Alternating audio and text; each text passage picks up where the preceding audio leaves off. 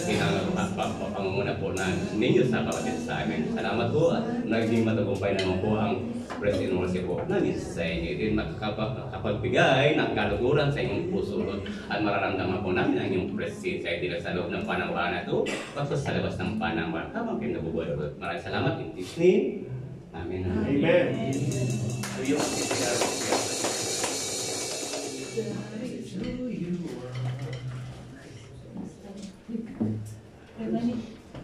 Extension.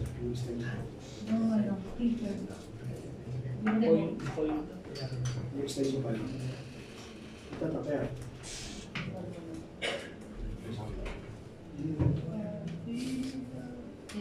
Kaya, ay mas... Kaya madali ka. Kaya madali ka.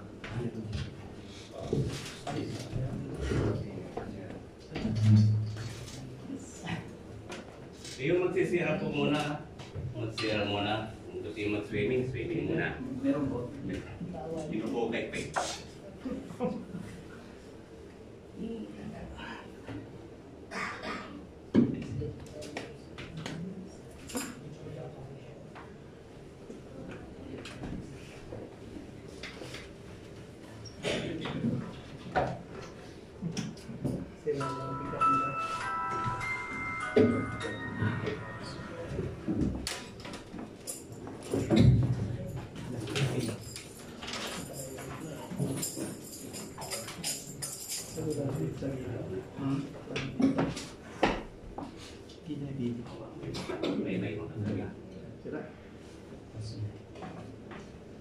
So ayun, muni-muni po muna tayo at nagbabasa patungan natin.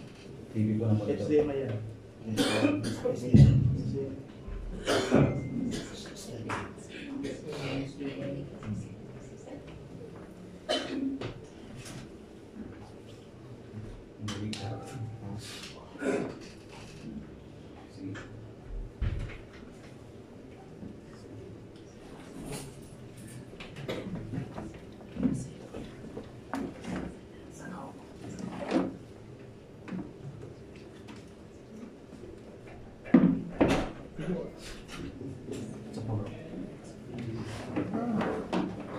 Glory to God. Labihan mo si ate.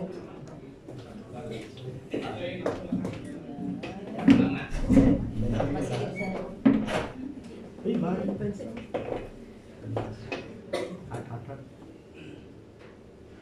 So yun, may binigay sa ating misa at ang ating panimula at introduction po. May dalawang uri ng hospital sa buong mundo. Ano to? Una, hospital ng tao. Private at public. Pangalawa, hospital ng digay. Salakayin muna natin yung hospital ng tao. Ano ang sinisig ng pumapasok sa hospital ng tao? Sakit. Sakit. Physical. Sa trabaho. Physical na katawan. Trabaho mo naman. Penso, no? Diba? Trabaho. Pwede nagtatrabaho sa hospital. Ang sinisig nila ay kagalingan katawang lupa. Patatanong, bago po natin ituloy natin yan, ano yung image sa hospital ng tao? Ahas, di ba? Yung nakapulupot. Ahas. Ahas. Kapamparan. Ahas. Ahas. Paas. Kapamparan. Ahas. Snake. Sa amin is Snake. Yung, bakit snake? Tandaan po natin, ang ginamit ni Satan, nagkatawang snake siya. Actually, hindi ahas mismo, nagkatawang ahas siya. Kaya huwag sabihin natin yung ahas ay hindi makasalanan. Si Satan mismo makasalanan. Katawang ahas lang po siya. Bakit nilagay doon sa hospital yung ahas? Dahil doon nagsimula ang kasinungalingan ni Satan kay Eva. So, ibig sabihin, yung hospital na nanatili yung kasinungalingan na mapapagaling nila yung papapasok doon na mga nagpapagamot. Bakit mo? 1950s pa, hindi na patunayan na ang gamot nagpapagaling sa tao. May mga patutuong ng doktor, kahit kailan hindi raw sila makapagaling ng tao. Totoo po yun. Bakit mo? Then, sa nabasa ko sa isang magazine ng India, nasa 2018 pa yata yun eh. Doon ko nabasa patutuo ng isang doktor. Ginawa yung gamot, hindi para magpagaling. Ginawa yung gamot para makapag-alis siya ng kirot. Pero yung karamdaman nyo, nasa loob pa rin ng katawan. Ginawa lamang ang gamot dahil sa usaping pira. Tunghayan natin sa mga sa panahon natin ngayon. Binibinta nila kung ano pa papalabas nila na ito may mga sakit para lang maibinta yung vaccine para sa pera. Gawa ng Illuminati kasi nungalingan.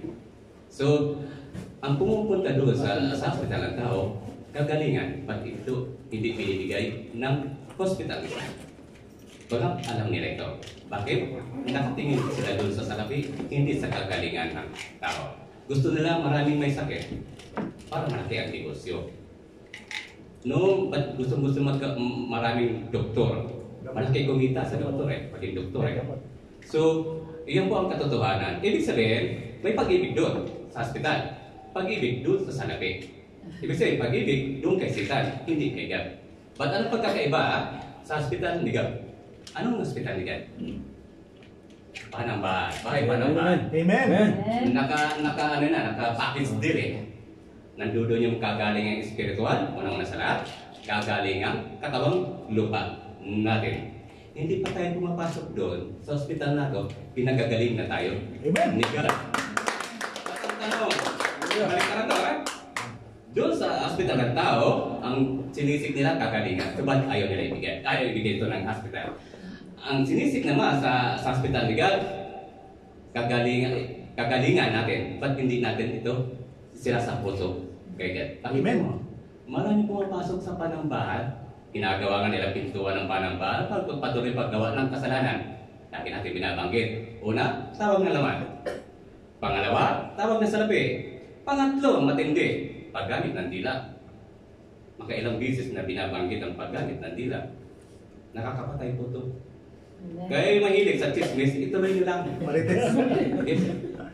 Kasi may kapalit po yan pagdating ni God. Nasa Holy Bible, magbasa po tayo ng Holy Bible para maunawaan po natin ang mensahe na pinagbabawal sa atin ni God. So may pagkakaiba. Kung doon sa hospital ng tao, ay sinisip talaga gumaling sila. Pero ayaw ibigay sa kanila ito. Under sa kapangyarihan ng pira yung hospital. Kung dito nga sa panambahan ni God, ibinigay na ni God, nandiyan na nga pagpasok pa lang natin, nasa labas pa lang nga tayo, nabigay na Amen. At ang tanong, totoo ba tayo sinisik natin kagalingan na magpumula kay God about sa spiritual man po natin? Amen. Pangalawa na lang po ang katawang lupa. Kagabi, nakaramdam ko na sakit ng ulo. On the spot, pag nakakaramdam po ako ng karamdaman sa akin, on the spot, hinihingi ko ng kapataraw, ay kagalingan. On the spot, minuto lang, inalis ni God. Okay? Nababasa ni God yun, ikaw pinag-aharian ko na. Lahat, ibig sabihin, hindi ko pinagmamalaki, ang sarili ko pinagmamalaki ko. Amen. Kaya nga, sabi natin, huwag tayo mag-talk na ako nakakakilala na kay God. Actually, ayaw ko ng pagbitin na born again ako Bakit? Paano ko masasabing born again kung malayo na ako kay God? Paano ko masasabi kung Christian ako kung malayo na ako kay God? Walang pinagkaiba sa mga ibang pananampalataya. Tanong tayo ng tanong sa ibang pananampalataya, pero questionin muna natin yung sarili natin. Kasi individual ang kakaligtasan kasi individual salvation niya. Kaya nga born again may pagkakaroon, ang ibig sabihin ng born again ay personal relationship kay God. Amen. Hindi ito niya makakuha sa nagtutok dito, hindi niya matutukuha sa akin kasi isa rin akong makasalanan. Kaya di ako nandito ako para gusto ko lumago ang aking pananampalataya. Kaya pagkariyan ako ni Lord Jesus Christ, naway sa atin din. At higit sa natin mga pamilya natin, nakakalungkot kasi nakakilala sila pero malayo sila kay God. So, bagamat paulit-ulit natin, sabi nga hindi tayo magsawang magipagtok kay God. Kasi dito papasok yung Valentine. Actually, nakalimutan ko na napaalala rin Pastor Irene. Valentine. Nakalimutan ko na yun. Hindi naman sasabi wala akong ka-Valentine. Nahuli. Pero meron. Hindi sa Valentine, usapan. Kay God. Then, Valentine. Ganun kasi pag ikaw nakatsuhin na kay God, yung Holy Spirit binubura na yung nakaugalian ng tao. Sabi nga ni Pastora, vegan practice. Maging sa Roman Empire, hanggang sa kasalukuyan. So, ang tanong, yung pag-ibig ba ni God ay taon-taon sineselebrate? Araw-araw, oras-oras. Every milliseconds ng ating buhay. Yung minuto.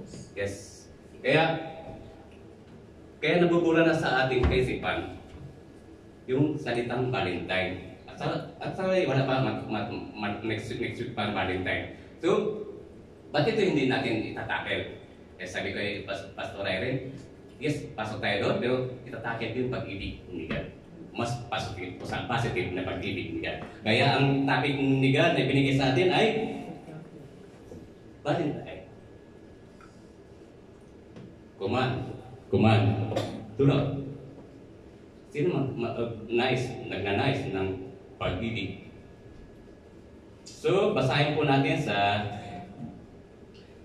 ba't hindi natin magagawa yan kung wala tayong pag-ibig kay God? Basahin natin sa 1:15-13. Walang may lalong dakilang pag-ibig kaysa rito na ibigay ng isang tao ang kanyang buhay dahil sa kanyang mga kaibigan. Sino yung nagbigay ng buhay? Panginoong Jesucristo. Sino yung kaibigan? Tayo. Tayo makasalanan. Salamat sa pagiging dakilang kaibigan natin. Yung hinahanap tayo, subalit tayo lumalayo bilang kaibigan ni God. So, salamat. Una-una natin pasalamatan ang Diyos Amang Hari. Dahil sa pag-ibig niya, ibinigay niya si Lord Jesus Christ sa atin. At pag alis ni Jesus Christ, punta ng Amang Hari, binigay ang Holy Spirit, complete. I love you. 3 persona. Di ba? Yeah. I love you, di ba? Ibig sabihin, pag-ibig, binigay sa atin. So, now, paano na may inulugtong tayo para nulugtong sa ating mga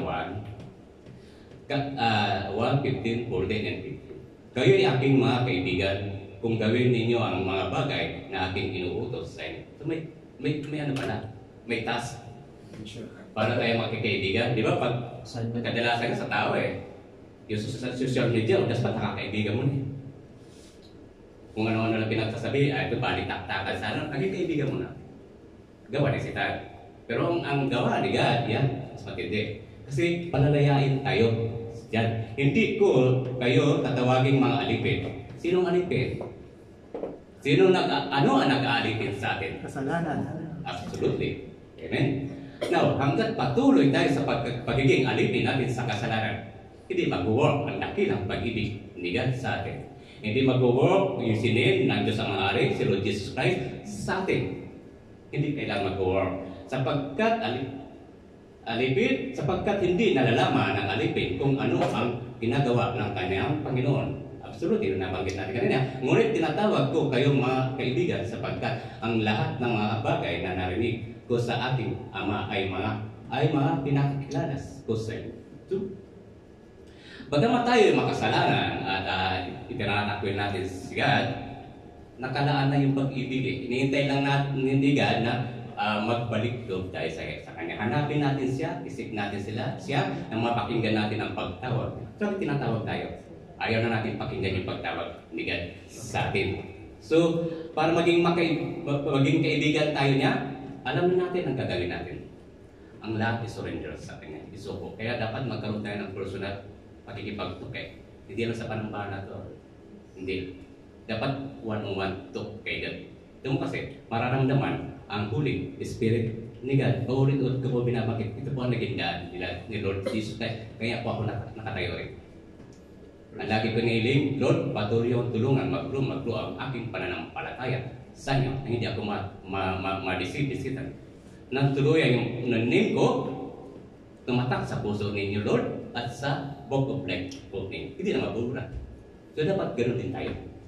So, alalahanin ko rin natin, huwag natin kalimutan na, hindi yun ang tutok dito magkakapagligtas sa inyo. Pareho tayo makakasalanan. Kaya nadilito tayo, nagpapagamit tayo para mag-grow ang ating pananampalataya kay God. At para maging totoo naging tayong kaibigan ni God. Kay Lord Jesus Christ. Now, may 4 na ibinigay lang po si God sa atin. Mga ideya sa pangaral sa araw ng mga puso. Ito hindi sa tao, pag-ibig ng tao. Ito yung pag-ibig ni God. May una lang po siyang babanggitin.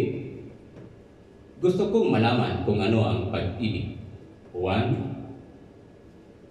4, 7, 8. Mga minamahal, ibigin natin ang isa't isa sapagkat ang pag-ibig ay mula sa Diyos at ang sinumang umiibig ay ipinanganak ng Diyos at nakakakilala sa Diyos. Amen. Ang sinumang hindi umiibig ay hindi nakakakilala sa Diyos sapagkat ang Diyos ay pag-ibig. Lagi natin binabanggit, si Lord as Jesus Christ ay pag-ibig at hindi galit. Kaya kung may magagalit kayo sa kapwa ninyo, alisin nyo na. Iyon pinakadakilang pag-ibig na may sasagawa natin. Patawarin natin yung mga nakakasala sa atin. Isipin lagi natin na tayo nakakagawa ng kasalanan din sa kapwa natin. So, respect pa. So, now, sa pagganyan, pag nataniman tayo ng dakilang pag-ibig, hindi tayo matataniman tayo ng pag-ibig. Kung hindi natin sinusuko ang ating buhay puso, kaluluwa, hindi tayo magkaroon ng panitisin natin yung pride. Ito po kasi umahad lang sa atin ang pride. Ito yung ginamit ni Satan eh. Nag-rebuild din siya dahil sa pride. So, now, pag tuloy yung lesson natin, ito magagawa natin, ibig sabihin, kusa na tayo. Hindi dapat sinasabing sa pilitan.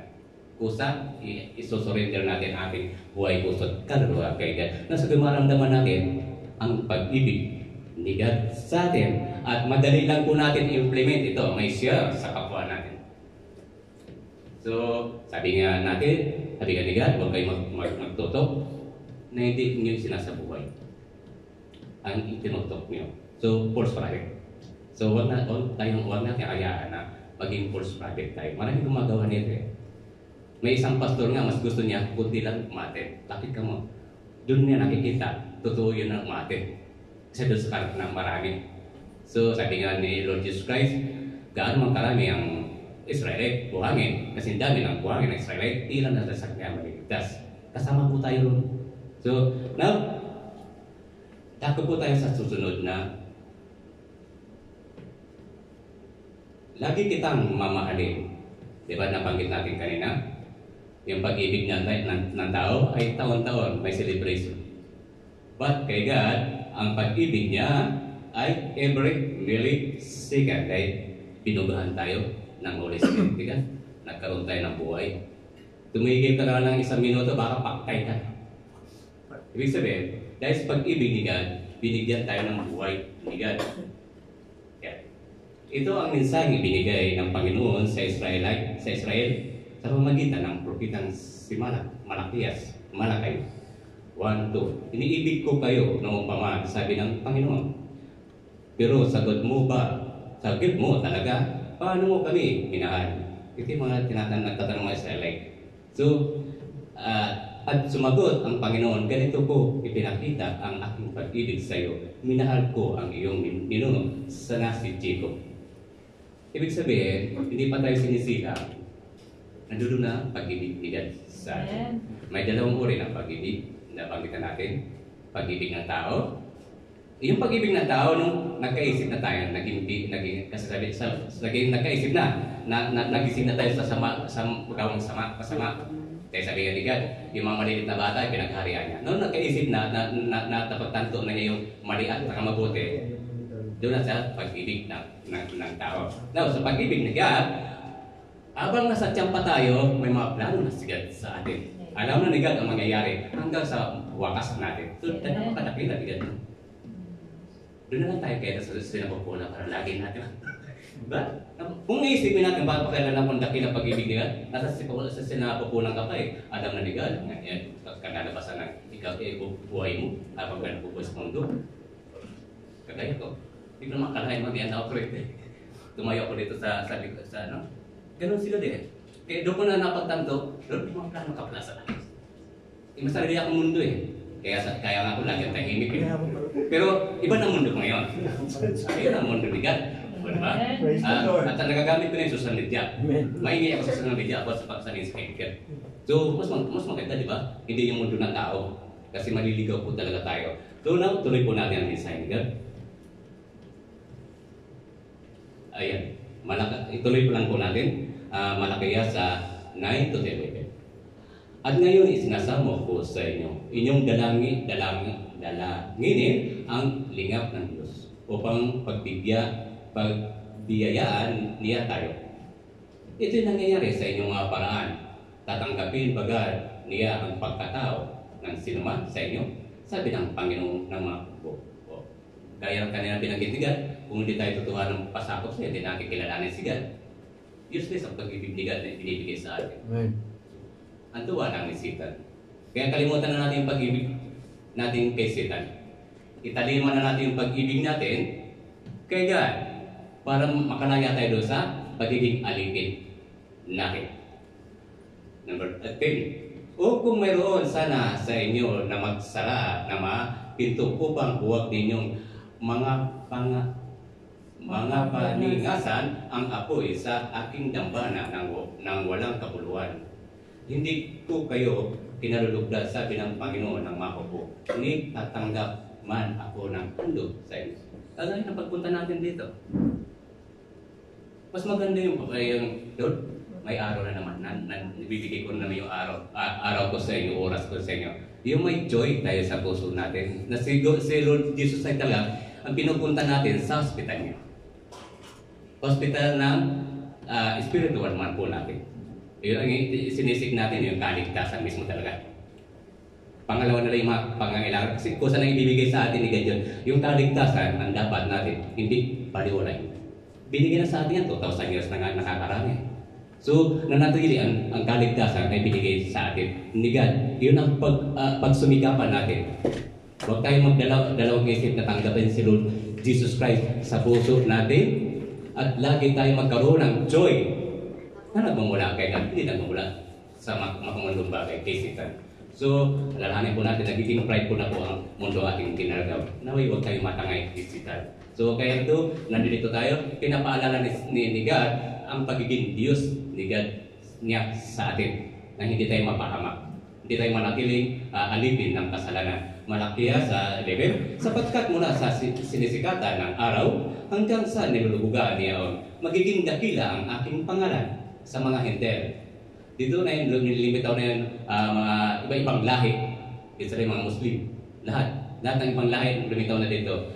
Ang hindi lang natin matatawag na Gentile ay mga Hudyo, lehitimong Hudyo. So, but kung susumahin, mas anti-Christ ang mga Hudyo. Maging sa atin din, sino-sino ang naging biktima ng pagiging anti-Christ? Unang-una na biktima ng pagiging anti-Christ, si iba. Nalin lang siya ni Satan eh. Kaya nasimulan natin kanina. Nalin lang siya ni Satan hanggang sa kasalukuyan. Kaya kung nais natin makalaya sa pagiging biktima ng anti-Christ, tanggapin natin si God. Kasi hanggat malayo tayo kagad, magiging anti-Christ po tayo. Hindi ililihitin mo na lilitaw anti-Christ. Bawat isa sa atin anti-Christ. Hanggat hindi natin tinatanggap si Lord Jesus Christ. Paano natin makakaibigan si God? Kung malayo tayo sa Kanya. Di ba? So, now, ayun.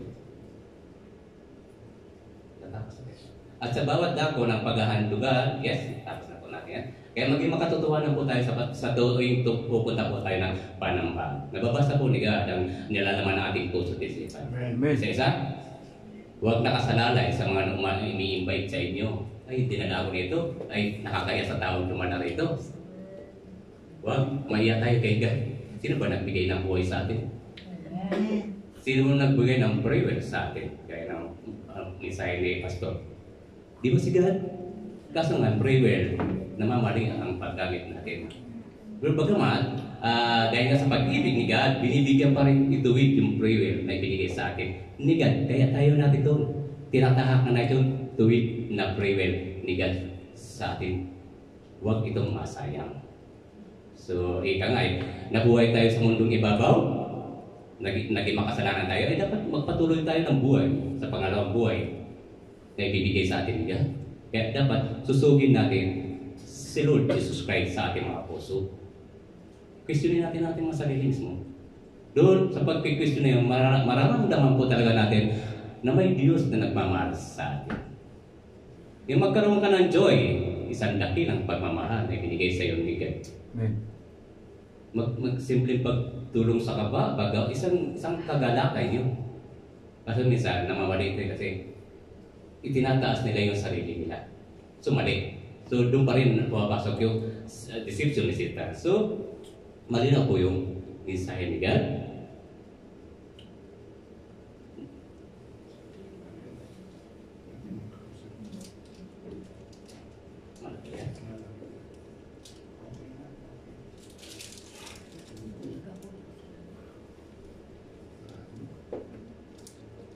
May papasahin na po tayo. Malaki yan. Number 2. Kilala niyo. 1911. Basahin lang po natin 1911. Sapagkat mula sa sinisikatan ng araw hanggang sa nilulubugan ni Yaon, magiging dakila ang ating pangalan. Yes, mga enter, nabasa na pa natin yan. Punta po tayo sa number 3. Nung sinasabi kong gagawin ko, dito na papasok yung knowledge and wisdom. Gawin ang sinasabi ko, hindi ang ginagawa ko. Sino ba ang sabi nito? Lord Jesus Christ. Paano napakasarap na yung si Lord Jesus Christ mismo kausap natin, no? Pinakaguro natin. Diba? Para sabihin, Pastor, masarap parang yung pag nag-pray siya, parang nandun siya. Mas masarap na maano natin si Lord Jesus Christ sa ating. Now, may binigay po sa atin. Kawikaan, ang simula ng karunungan ay ito. Kumuha ng karunungan at anuman ang iyong nakuha, kumuha ng kaunawaan. Sino mapalad pinagbigyan nito? Isa rin tayo sa mapalad pagbigyan nito. Kung isusurrender natin ang kusa, walang sapilitan ito eh. Ang ating buhay, puso't kaluluwa kay God. Magkakaroon tayo ng kaunawaan. Kung makakalimutan natin yung gawa ni Satan, lahat ng ginagawa natin, pagpatuloy ng buhay natin, nakatune in kay God. So, dito mo talaga na magkakaroon tayo ng katiwasayang kaisipan. Napakaganda po nito. Magkakaroon tayo ng kalusugang pisikal. Kagaya na binanggit natin kanina, sa tuwing nakakaramdam mo, that's pinagagalingan. Ibig sabihin, nandun si Lord Jesus Christ. So, papakinggan na yung Holy Spirit nag-work. Ibig sabihin, continuous conviction tayo ng Holy Spirit ni God. Huwag nating hayaang mawala yung Holy Spirit. Kasi sabi ni God, pag akitin natin yun, lalayo ako kayo. Hindi mapupunta tayo kay Satan pag nagkagano. So, maraming verse, kung magbabasa po tayo sa verse sa mga Israelite, matitigas ang ulo ng mga Israelite. May kama oras. kawikaan. Tuloy lang po natin, ha? Kawikaan, ang lahat ng salita ng Diyos ay karunungan. Kailangan nitong tumago sa bawat kibla ng ating katawan at ideklara ang lahat ng ating mga aksyon at iniisip. Ngunit hindi sapat ang karunungan sa pamamagitan lamang ng pag-ilaw ng banal na espiritu sa ating buhay. Sa ating buhay, karunungan na ito ay magkakaroon ng kaunawaan. So, ibig sabihin, pag walang Holy Spirit sa atin, hindi tayo magkakaroon ng karunungan. Knowledge and wisdom. Kaya nga sinintayon ni God ni Lord Jesus Christ, iniwan sa atin yung Holy Spirit. So, now, kapag ganito ang tumimos sa atin, may tanong si God, paano natin matatanggap ang banal na Espiritu? Aminin at pagsisiyan ang iyong mga kasalanan. Kaya sinabi natin ngayon, personal talk kay God. At kilalanan si Jesucristo bilang isang Panginoon at tagapagligtas, at sa sandaling gawin mo ito, ang banal na Espiritu ay mananahan sa loob mo at sisimulan ang pagbabago. So, magkakaroon ng renewal ng ating buhay, puso't kaluluwa. So, matataniman talaga tayo ng dakilang pag-ibig ni God. Magiging magaan ang buhay natin. Kahit sala tayo sa kayamanan, magaan ang buhay natin. Sa sa yung kaisipan natin eh. Bakit? May Holy Spirit na tayo eh. Kaya nga lang natin magpatuloy kay God. Huwag tayong, sabi nga ni Pastora, huwag tayong mag-stop sa prayer. Gusto ni Satan yan. Di ba may mga madyong-madyong, may mga panabla. Yun, mag-iingat po tayo ron. Mag-iingat po tayo ron. Kaya yung pananambahan, isa ka na lang muna yung panambahan, mas maganda dun sa may gagawin ako. Tuwa-tuwa dun sa sita.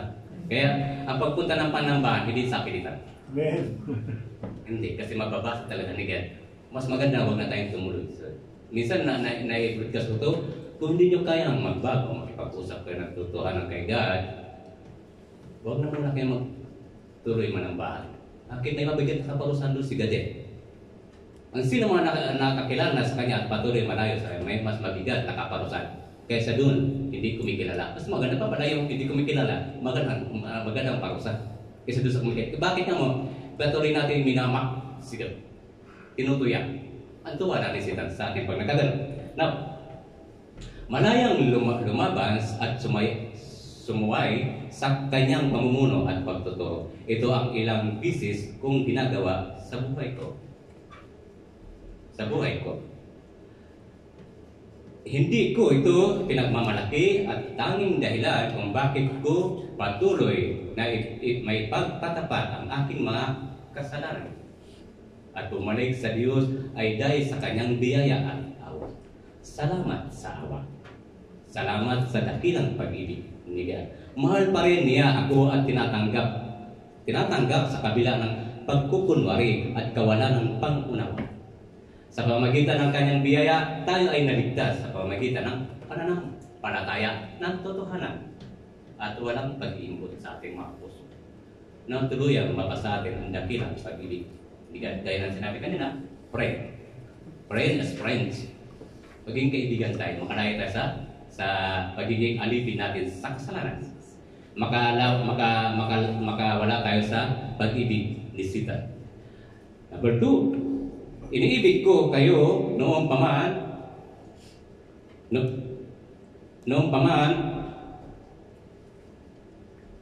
sa ng Panginoon, sabi ng Panginoon. Pero sagot mo talaga kami, inulit po natin yung Malakaya sa chapter 2. Kami sumagot ang Panginoon, ganito ang ipinakita ng ating pag-ibig sa iyo. Minahal po ang iyong mga ninuno na si Jacob. Kung babalikin natin yung panahon ni Abraham, naging kubinan tayo. Kaya salamat sa pagiging Abraham, pagiging Isaac, pagiging Jacob, pagiging Moises, pagiging King David, pagiging Solomon. Lahat ng mga ginamit ni God, nakakilala kay God. Tayong output ng kubinan, ng mga servant ni God. Kung anong dinanas ni God ng mga sinaunang tao, papasakot sa kanya, ganun din ang dadanasin natin eh. Makasalanan tayo eh. Yung mga taong ginamit ni God, naging makasalanan din sila eh. Si Moises, may pinatay. Pero, si Solomon naman, dapat mamaya tayo kay Solomon. No? Binabanggit niya ang tungkol sa mga Pariseo, sa mga eskriba at mga reliyosong mapagkunwari noong panahon. Ito yung mga biganos, mga human empire, yan, lahat. Kaya nga, maging tayo, mga bunagin, hindi naman tayo masatawag na bunagin kung wala tayong tutuhan ng pagpapasakot. Kaya gan. So useless. Wala tayong pinagkaiba sa mga ibang pananampalataya. So, basahin na po natin ang 2 Corinto. Dahil dito, 1 Corinto 13:2. Dahil dito rin, sikapin ninyong dagdagan ang inyong pananampalataya ng kabutihan. Kabutihan ng kaalaman na may pagpipigil sa sarili, na may pagtitiis na may kabanalan na may pagmamahal sa kapatid, at pagmamahal sa kapatid na may pag-ibig. Ibig sabihin, kapag may mga kaibigan tayo, nakakilala na tayo kay God, nataniman na tayo ng pag-ibig, na kung tayo naging maramot na isira yung pag-ibig ni God, hindi tayo matatawag na kaibigan niya. Kaya ang gusto ni God ay i-share yung pag-ibig na itinanim sa atin sa kapwa natin. Kasi ang lahat ay iniibig niya. Ang iniintay na ni God ay magbalik loob sa Kanya. Now, balikan natin ang naging kahilingan ni Haring Solomon kay God. Anong mga natatanging yugto ng buhay ni Solomon? Basahin lang po natin. Nakaangkop dito yung mga verse, pero direct ako nang babasa para hindi tayo maka. Nang maupos siya sa trono, hinanap niya ang Diyos at bibigyan siyang Diyos ng oportunidad na hingin ang kanyang anumang maibigan. Mapagkumbabang kinilala ni Solomon ang kanyang kawalan ng kakayahan na pamunuan ng makatarungan ang bayan na Diyos. Ibig sabihin, hindi tayo magiging anak ni God pag hindi tayo nagpakumbaba kay God. Now, binigyan siya ng Diyos ng karunungan bukod sa kayamanan. Dito natuwa ko rin. Tinanong siya, ba't karunungan? Hinihingi mo. Hindi mga iba, yung kumaba buhay mo. So, napakaganda ng hilingi ni Solomon. Binigyan siya ng karunungan bukod sa kayamanan. Hindi ko nababanggit yung mga verse. Sa katunayan, si Haring Solomon ay pinakamarunong at pinakamayaman sa lahat ng mga hari sa buong mundo. Binigyan din ng Diyos si Solomon ng kapayapaan sa lahat ng teritoryo ng Israel sa maraming panahon ng kanyang pamamahala. Ang isa sa pinakampangkaraniwang paglalarawan sa karunungan ni Solomon ay kanyang paghatol sa pagkakakilanlan ng tunay na ina, isang sanggol na iminungkahi ni Solomon na hatiin sa dalawa ang sanggol. Ganda ng kaisipan, di ba? Logic parang may tawag doon Now, sanggol dahil alam niya na mas gugustuhin ng tunay na karunungan na bumula kay God. Kasi hindi niya maisip yung pagkarunungan niya mismo So, mas gugustuhin niya ng tunay na mapasakamay ng ibang ina ang bata sa halip na mamatay yun. Hindi lamang matalino si Solomon sa kanyang pamumuno, kundi mayroon din siyang pangkalahatang karunungan. Sa maraming aspeto ng buhay, kinalala ang kanyang karunungan noong siya'y nabubuhay pa. Sumulat si Solomon ang napakaraming kawikaan at awit at nagpatayo ng maraming proyekto at gusali. Nagtayo si Solomon ng mga barko at nagkamal ng tunay-tunilada. Ito. Tanong, bakit napasa kanya ito? Pagkakaroon niya na napakaraming asawa. Dito papasok yung karunungan. Knowledge. Kasi ang pangako ni God, bibigay ko din sa iyo ang kayamanan at kapayapaan sa buong Israel sa pamumuno mo. Ang knowledge and wisdom na binigay sa kanya, nagkaroon siya ng maraming asawa. Ang napangasawa niya, mga anak ng mga hari. Yun ang pamamaraan ni God para maibigay ni God yung kayamanan at peaceful ng buong Israel. Walang nangyaring digmaan. But sa bandang huli, basahin natin, nagkaroon, maaaring ang pinakamahalagang proyekto ni Solomon ay ang pagtatayo ng templo ng mga Hudyo. Ito pinakadakilang ginawa niya. Ang pagtatayo ng Hudyo ayon sa mga tagubilin at probiso ng kanyang amang si David. Nagkaroon si Solomon ng 700 asawa at 300 kapit pa talaga. Marami sa kanila ay mga dayuhan na nagtulak sa kanya na pagsamba ng Diyos-Diyosan sa publiko sa kanyang katandaan na lubhang kinagalit ng Diyos. Kung mapapansin natin, nag-work yung knowledge and wisdom, yung pinagpatuloy niya yung knowledge and wisdom na binigay sa kanya ni God. Nag-work sa 7,000, nakarelasyon niya. Nagkaroon ng kayamanan si Solomon at nagkaroon ng peaceful ang buong Israel sa pamumuno niya. But pinarusahan siya God kasi doon na pumasok yung kanina nabanggit natin yung ginagawa ko. Doon na pumasok yung pagiging tao na niya. Nilabag na ni Solomon yung pinagbabawal sa kanya, huwag i-adopt yung pananampalataya ng mga naasawa niya. Salamat na lang wala akong naasawa. Ba't ibibigay ni God ito? Lord, napakaswerte ni Solomon, di ba? 1,000 Valentine's Day. Valentine's Day kasi nilabag na niya ang pinag-aatas ni God sa kanya. Nawala na yung knowledge and wisdom. But pasalamat pa rin si Solomon dahil hindi siya pinarusahan ng ng kamatayan. Ang parusa sa kanya sa 12 tawag daw pas 12 tribes, isa lang ang binigay sa kanya sa pamagitan ng kanyang anak.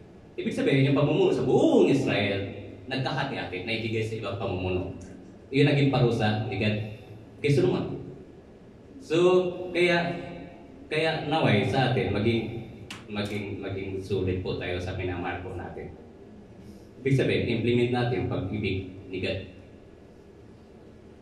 sa iniibig natin. Sa relasyong pantao, huwag yung pag-ibig isitan. Kasi pag-ibig isitan, mapagkunwari, mapaglamang. Kaya dito papasok yung kasamaan. Dito na papasok yung kasamaan sa ulit, bababangkin natin. Mamaya na po. Pasok po tayo sa number 4. Ayan. Mga idea, yan. May tamang oras ng Diyos sa lahat ng panahon. Malakayas, balikan ulit natin. Iniibig ko kayo noon pa man, sabi ng Panginoon, pero sagot mo talaga kami. So, ibig sabihin, noong pa man ay binigyan natin pag-ibig, gaya na bakit ating kanina. So, may tanong dito, hindi natin pahabay, natakin na po natin yan. And then, may tanong po sigad dito. Anong talata sa Biblia ang nagsasabing, I will always love you? Madalas sabihin ito ng mga paglamang. Salamat na lang, wala pa akong minamahal. Pero ibigay ni God. But, nandoon na si God. Nasaan na. Holy Spirit ay nag-work.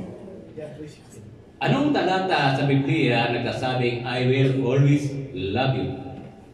Jeremiah 31:3. Yan.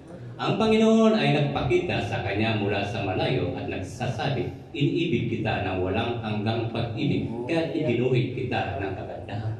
Kaya binabagit natin sa simula kanina, walang celebration yung pag-ibig ni God taon-taon. Every milliseconds ng ating buhay, dapat natin i-celebrate sa paraan. Always talk kay God. Always talk kay God. Sama tayo naroon, nasa trabaho man tayo, kahit sabi nga ni God kung ako'y mahanap at tatawagin, ako'y inyong masusumpungan. Saan man kayo naroon, ano may ginagawa, ano mga oras ito. Nasa atin lagi, tabi, sigat. Kaya, hindi magmamaliw ang pagdakilang pag-ibig ni God sa atin kung tayo hindi rin magmamaliw sa Kanya. Yun, patuloy tayong maging malayo sa kanya. Dito, may pupunta ng panambahan hanggang panambahan lang. Ulitin na naman ba natin? Dapat tumimo na po sa atin to. Huwag lang tayo pumasok ng panambahan, makikita ko yung makahuntaan ko ron Ibig sabihin, gawa pa rin isita yung pinupunta natin sa panambahan. Kaya dapat na sinasabi, salamat God, oras na naman ng panambahan namin. Bukod, nakatune din ako sa labas, magiging tune din ako sa loob ng inyong panambahan. Hospital nga So, di naman kaya kagandahang loob. So, wag natin po sayangin ang kagandahang loob na hindi naman atin hiningi. May 2,000 years na nakakaraan kusang binigay sa atin. Now, conclusion. Naalala ko, nag-comment si, nag-like yata doon si Kuya Kabila. Yung gusto si conclusion. Close lagi ko na si Kuya Eden. Na isang bagong utos ang ibinibigay ko sa iyo. Ang talatang gusto kong pagtunan ng pansin ay ang 1:13-34. Isang bagong utos ang ibinibigay ko sa inyo, na kayo'y mag-ibigan sa isa't. Hindi yung paramihan hindi kagaya ni Solomon Sa simula, naging positive. Bandang huli, naging negative. Huwag tayong maging parami sa babalikan ko ulit muna. Ito na sinulat ko na. Nakalimutan ko naman. Minsan, nagtuto kami sa mga kasama namin sa work. Supervisor, foreman, mga ka-work ko. Nag-meeting ako sa trabaho. Bigla siningin pa ng mga officer ko, Manny, ba't hindi ka maghanap ng mga karelasyon mo rito? Daspat sagot ko, no. That's big sin, Christian. Sa inyong, sabi niya, hindi kasi may mga Pilipino na kumukuha na sila papel. Alam nila eh. Kumukuha na sila para magkaroon ng relasyon dito sa Middle East. Alam nila yung ginagawa ng Pilipino. Sabi ko, no. Iyan pinakamalaking kasalanan sa aming mga Christian. Sa inyong mga Muslim, okay yan. Magkaroon kayo ng maraming asawa. But ang tanong, dapat masuportahan ninyo. Hindi bawal sa inyo. Pero sa amin, malaking kasalanan. Kaya ganun ba, sir? So napaunawa natin. Pero hindi natin sabi, Christian tayo. Kung wala sigat sa atin. Hindi tayo magsabi kung naging tayo. Hanggang talk lang yan eh. Pagkikipagrelasyon, personal relationship kaibigan. Doon natin, si God mismo magsasabi, ikaw ay born natin. Amen. Diyos ang mga hariyon sa pamamagitan ni Jesus Christ. Dahil sa pagiging born natin mo, sinilang kitang muli, may karapatan ka pumasok sa aking karya. Amen. Napakasarap kaya ng ganun. Matamo natin karya ni God. So, mag-ibigan din naman kayo sa isasta, may mga maluluwalhating bagay sa mga talata. Itagad pa natin 31 hanggang 35. Na dinadaanan ko, babalik kami, Lord willing. 31. Nang siya nga ay makalabas na ang sinasabi ni Jesus, ngayon ay niluluhati ang anak ng tao at ang Diyos ay niluluhati sa kanya. 32, lululuhatiin siya ng Diyos sa kaniyang sarili at pagkadakay luluwalakin siya niya.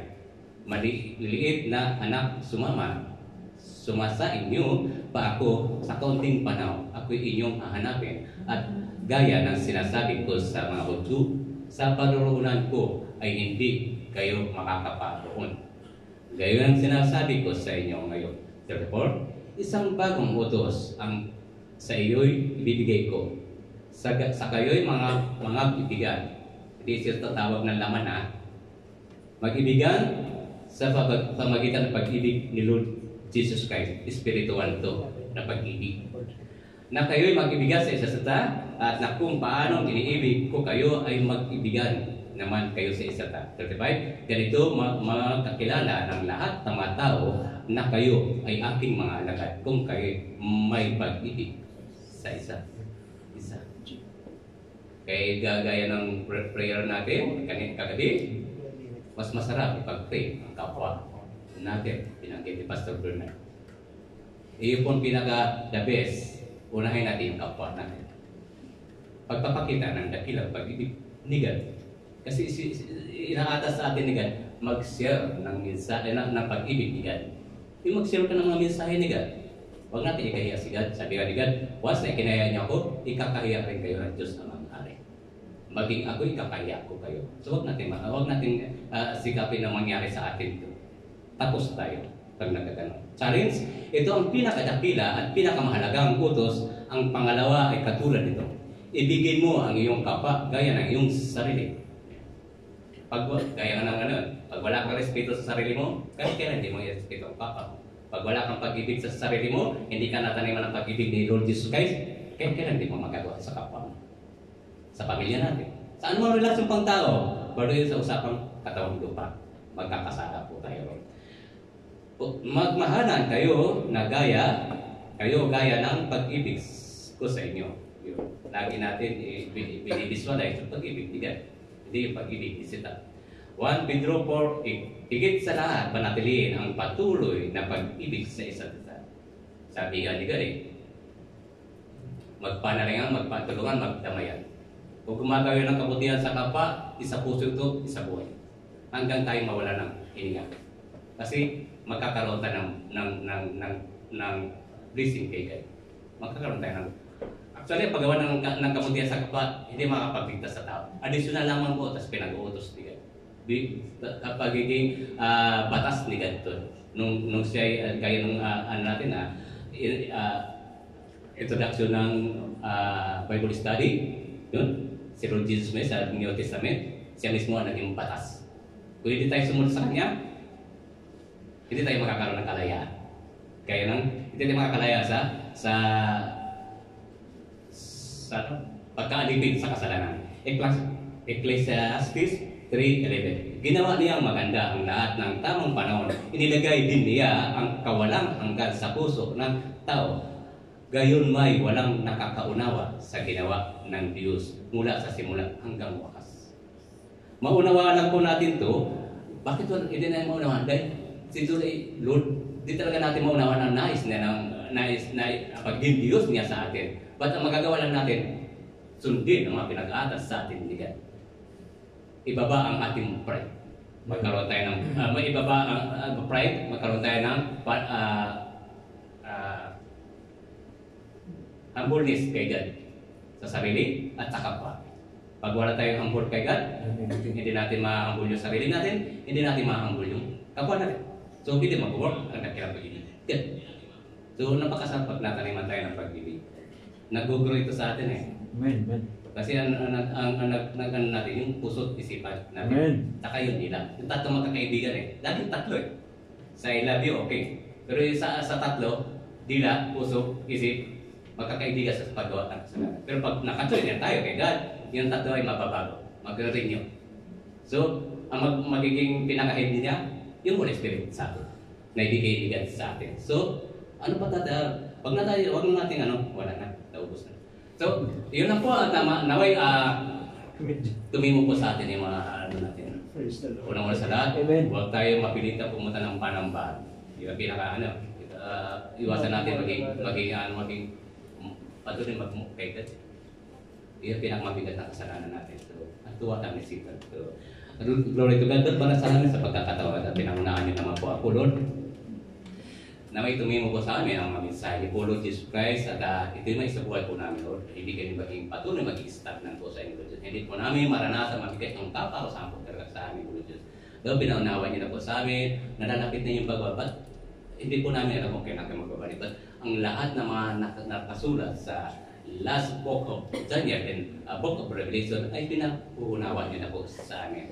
Kung ano yung nakikita namin ay siya magaganap pagdating ni Lord Jesus. Kaya ang pinakahintay namin yung pagbabalik niyo, millennial reign. Maraming salamat ulo sa dakilang pag-ibig niyo. Maraming salamat ulo sa pagiging dakilang Diyos niyo. At sigit sa pag-ibig na binahagi niyo po sa amin. Pagkakat nakalubog kami sa kasalanan, ito kami inaangat niyo po kami makaon sa kasalanan. Sa pagiging alipin namin sa kasalanan. Maging talunan po sa aming mga puso, buhay kaluluwa, sisitan po Lord Jesus Christ. Kayo pinakamalaking Diyos sa aming mga buhay, Lord Jesus. Salamat in advance at ito po salamat dalayan namin pasasalamat sa pangalan po ng mahal na bugtong na anak Jesus Christ, maging sa walang sawang paggabay po ng iyong Holy Spirit sa bawat isa sa amin, sa po namin pamilya, sa mga sulok ng mundo, Lord Jesus. O Diyos ang hari, amin na namin. Sabi Lord, thanks kami. Amen.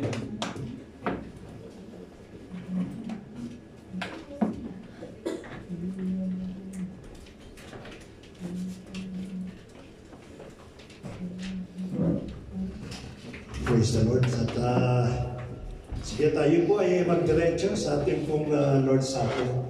Kasi po, first Friday ngayon. So I would like to invite everyone to please stand up para po sa ating pong Lord's Supper. At pakipadala po yung mga element. Maganda po. Pag-pray po natin. Sa mga bago po sa atin at sa mga nanonood po sa atin, ginagawa din po namin yung pong nakalakihan po natin na Holy Eucharist. Yun po yung pangalan na natandaan po natin sa lumang reliyon po natin. Now, we are also doing these things. The only thing difference, yung pong nakalakihan po natin at yung ginagawa natin ngayon is that we're doing it not because of the tradition. Nakalakihan po natin na every meron pong misa, meron pong Lord's Supper. Yun po yung ginagawa po natin. Kung baga sa we're doing it without the essence ng ating pong Panginoon. Let us remember, ang sabi po ng ating Panginoon sa Kristo, in order for you to follow yung pagiging disciple ng ating Panginoon, you should obey the commandments, ordinance. Ang ating Panginoon sa Kristo po ang nag-utos sa atin to do the Lord's Supper. Kaya sa mga nanonood po sa amin, huwag po kayo magtaka, we are also doing the Lord's Supper. We call it Lord's Supper. Sa iba po, Holy Eucharist. Sa iba naman po, it is the bread breaking. No, iisa lang po yan. So we're doing it every Friday. Hindi po tayo limited for one day lamang. No, we can do it every time na nag-meet po tayo. But because we're doing it only by Friday, first Friday of the month. So ito ngayon ay first Friday, meron po tayo Holy Eucharist. The same element din po ang aming pong ginagamit. The bread, which symbolizes the body of Christ, that was bruised, that was broken for our healing. At yung pong ating pong cup, that will be contained of ang Diyos po, it is representing po ng blood po ng ating pong Panginoong Kristo. So let us continue, commune in the presence of God, and let us pray right now for the element. Can you please put it in front? Yeah. Lord, salamat muli Panginoon sa lahat po ng elemento na pagkaloob sa amin. Lord, we are doing the Lord's Supper or the bread breaking sapagkat ikaw po ang nagutos sa amin. Ang sabi mo, Lord, na ito yung gagawin namin madalas until na dumating ka po for your second coming. Kaya habang iniintay po namin yung aming blessed hope, narito muli, Panginoon, yung mga element, the bread that symbolizes your body, O Lord, that was given to the cross in order na magkaroon po kami ng kagalingan sa aming pong karamdaman, magkaroon kami ng kalinisan physically, sapagkat ito po ay pangangatawan po ninyo. At yung pong cup that represent ng inyong pong blood, again, there is no remission of sin, there is no shedding of blood. Kaya po muli, tinatanggap po namin yung mga elementong ito, pinagpapasalamat po namin. As we partake for the Lord's Supper, O Lord God, ma-remember po namin yung ginawa mo 2,000 years ago.